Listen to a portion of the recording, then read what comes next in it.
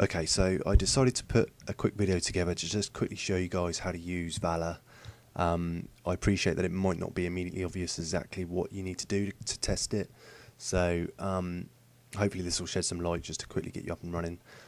So when you first arrive at the home page, you'll see these two buttons. If you go ahead and click the Create Channel button, that will quickly go away and create you a random channel.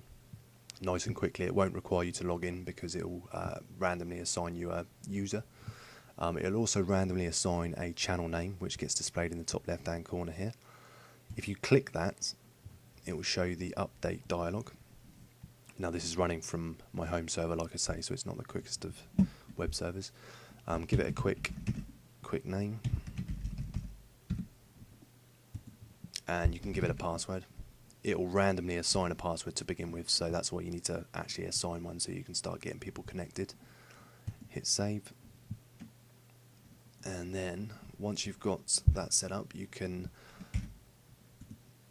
take the URL, and now because I'm using Chrome, I can press Ctrl-Shift-N to bring up a new window. I'm going to put them side by side. And then on the second window, I'm going to punch in the URL.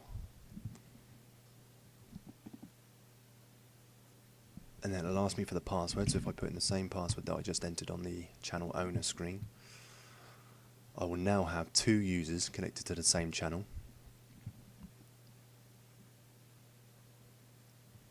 And if I go on to the show roster screen on the channel owner,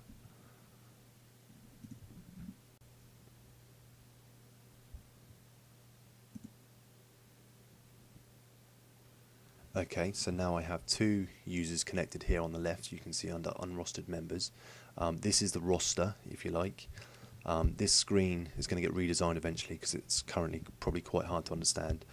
So you've got the company at the top, then the first platoon Alpha Squad that you should be familiar from PlanetSide.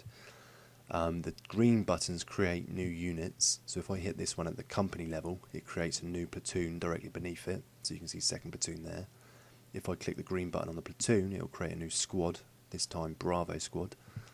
If I put this user, which is the channel owner, if I drag him across into the company position, he's now the commander of the entire company. If I drag the second user which joined to the platoon level, he's now in charge of the platoon and the two squads.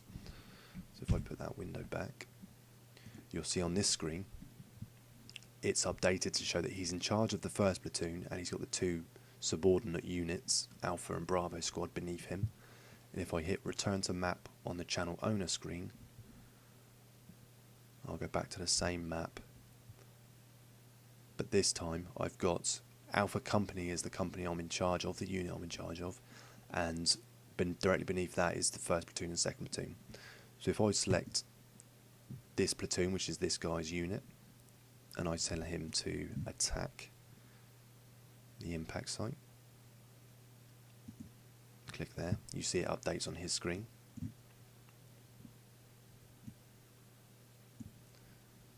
And then I'm going to ask second platoon to defend the bridge, so you can see that also updates on his screen. You'll notice that the green instruction denotes the instruction that was given directly to first platoon, and the rest, the grey ones, are to anybody else. So the green ones are the ones you need to look out for.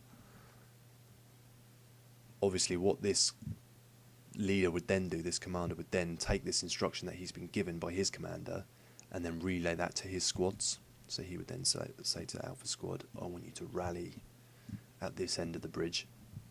I'm going to be redesigning these icons because they don't all completely stand out. They could stand out a bit better. But hopefully that gives you a good idea of how this can be tested quite easily. If you've got any questions, put them on the forum and I'll try my best to answer them. But hopefully that gives you a quick overview and gets you up and running. Okay, cheers.